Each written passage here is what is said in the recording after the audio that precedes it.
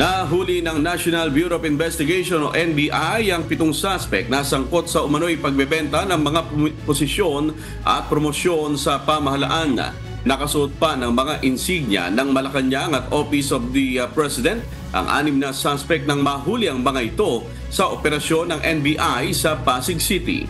Ayon kay NBI Director Retired Judge Jaime Santiago, isa sa mga suspect ay nagpapakilala na Assistant Secretary ng Presidential Management Staff habang ang iba ay nagsisilbi umanong bodyguard.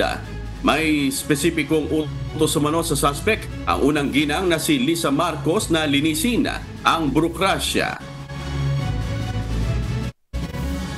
Nagpapakilala siya na ASEC ng Presidential Management Staff.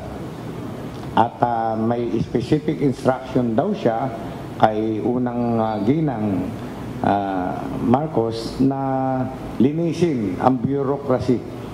Ang pakilala niya, siya ang janitor ng bureaucracy.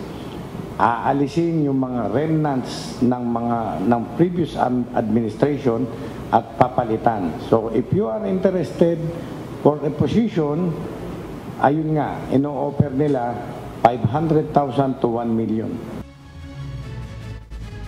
Nagsampa ng NBI ng mga kasong estapa at iligal na paggamit ng insignia laban sa suspect. Hinihikayat naman ng ahensya ang iba pang biktima na lumapit sa kanila para sa kaukulang kaso laban sa mga suspect.